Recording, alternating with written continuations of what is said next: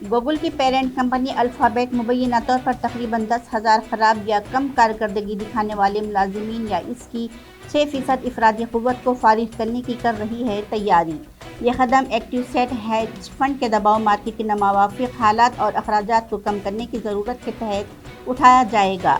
اسی ضمن میں کم کارکردگی کی درجہ بندی والے ملازمین کو نکال دیا جائے گا۔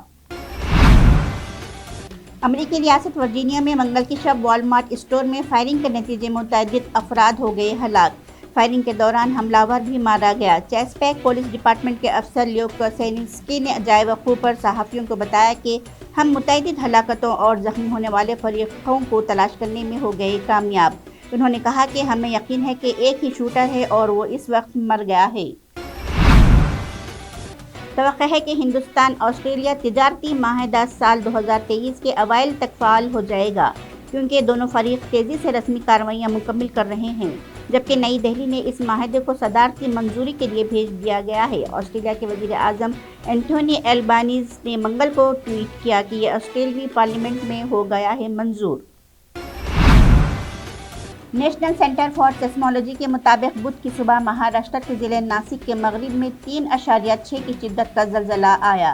ایجنسی نے بتایا کہ زلزلہ صبح 4 بجے کے قریب 19.95 ڈگری شمال اور طول البلد 72.94 ڈگری مشرق میں کیا گیا محسوس۔ زلزلے کی گہرائی زمین سے 5 کلومیٹر تھی نیچے۔ شردھا والکر قتل معاملے میں پولیس شکایتی خط نے نئے راز سے اٹھایا ہے پردہ، جس کے مطابق شردھا نے اپنے بوائے فرینڈ کے خلاف پولیس میں درج کرائی تھی شکایت۔ کالعدم تنظیم جموں کشمیر لبریشن فرنٹ کے سربراہ یاسین ملک، جو ٹیرر فنڈنگ کے معاملے میں دہلی کی تہاڑ جیل میں عمر قید کی کاٹ رہے ہیں سزا۔ انڈین ایئر فورس کے 4 افسران کے مبینہ قتل کے سلسلے میں جموں کی سی بی آئی کی ایک خصوصی ٹاڈا عدالت نے آج یاسین ملک کا پروٹیکشن وارنٹ کیا جاری۔ اگلی سماعت 22 دسمبر کو ہے۔ کانگریس کے صدر ملکارجن کھڑگے نے بدھ کو میگھالیہ کے مغربی جیتیہ ہلز ضلع مکروا گاؤں میں فائرنگ کے واقعے میں 6 لوگوں کی ہلاکت پر رنج و غم کا کیا اظہار۔